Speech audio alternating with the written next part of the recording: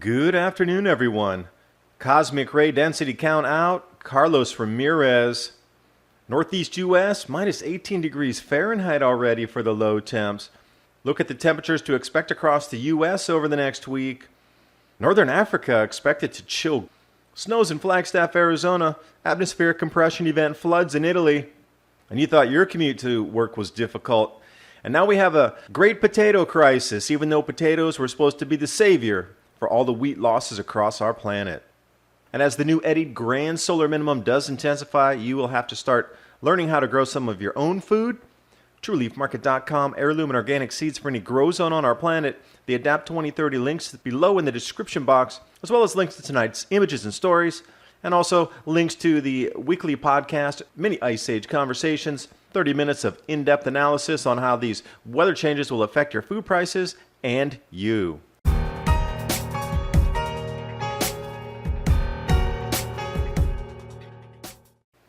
Starting you off here with Carlos Ramirez. He's doing independent research on cosmic ray density.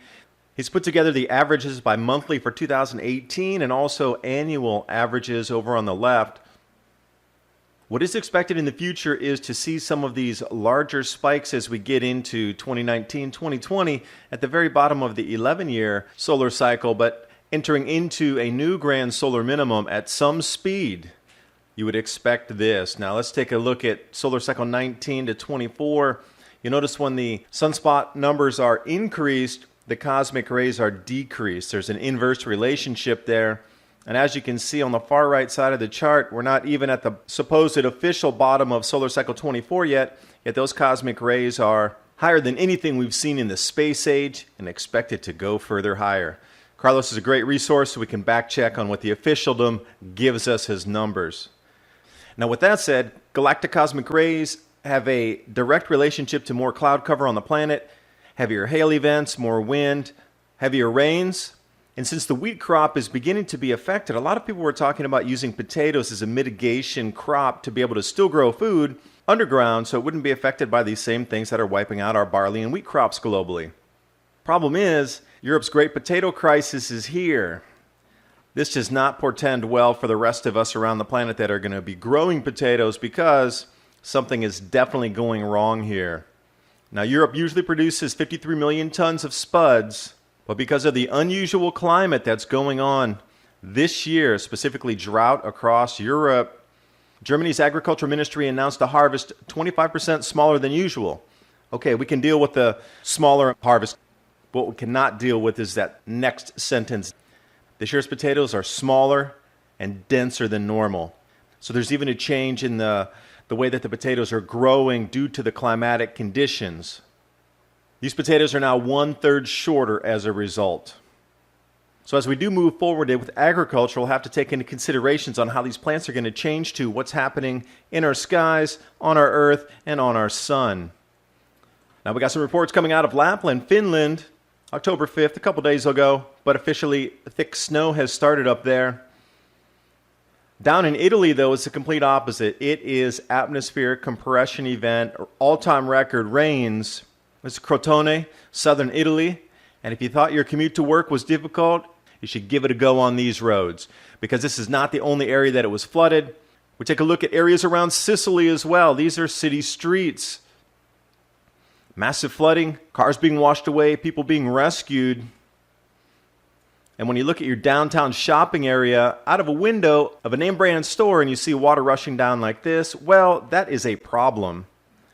Taking a look at some of the standing water also around towns in Italy, looks more like Venice than it does inland. Now staying in Europe, let's take a look at this weather map. It's really strange how in northern Europe it's warmer, but look at Africa, how cold it is going to become down there. Some of these areas are going to be 12 to 16 degrees Celsius below normal already. Specifically that purple on the left where Morocco and Algeria is, because last year and the year before, they just have eclipsing record snow totals and successive cold records being broken. Here we go. This is an early start. It should not be that cold down there. And then in the inverse, when we take a look at Europe in the north, it's 6 to 8 degrees above normal there. That blue on the left is a tailing wind edge of the new hurricane that is heading east while Michael clobbers the U.S. Flagstaff, Arizona, snow coming down on the roads there as well. For those of you in the U.S., wanted to drop you a report here from Ryan Maue. Over the next 2 to 3 days, that cold front is going to push all the way down into Mexico. And interestingly, as this thing passes, if it collides with the hurricane remnants of Michael that are there, they're looking for snow in southerly locations. So as we go through the 10th, 11th, 12th, 13th, 14th, it drops out something like this, and you can see it spreading through the next few days. Now that cold is going to arrive approximately the same time as that hurricane's passing through Georgia, South Carolina, and North Carolina. Inland, or it'll be remnants by that point, and all it is a large amount of moisture colliding with a huge amount of cold. Now speaking of that, let's take a look up at Winterville, Maine. 18 degrees Fahrenheit already for the low temperatures. Astounding that it would be this cold this early in the year. And look at the rest of the rundown, 19 Fahrenheit, 20 Fahrenheit, 22 Fahrenheit. You would expect these temperatures more in December. Diving in on the maximum temperatures for the day, we still got a lot of blue up there in the same area. Didn't get a low total for the day on this, but here's the maximums. Also over in the Colorado area, temperatures at 9 p.m. looking pretty chilly. And those temperatures are expected to fall out over the night into the 20s again. And as we take a look through October 13th, this is what I'm talking about. This cold right here in the 40s is going to collide with that Hurricane Michael that's going to be there. Curious what's going to happen with the weather. Some of these higher elevations are already expecting record snow across the Appalachian chain. And as I predicted, it's going to be the coldest in at least 50 years in the U.S., coldest in 70 across Europe, North Africa as well. So hang on, the winter's just getting started. And I do thank you for watching the video. You can find more in-depth analysis on Mini Ice Age Conversations Tri-Weekly podcast, so you can take it on the go with you, how these extreme weather events, the grand solar minimum, and the rising food prices are going to affect us all, with the global economy straight in the middle.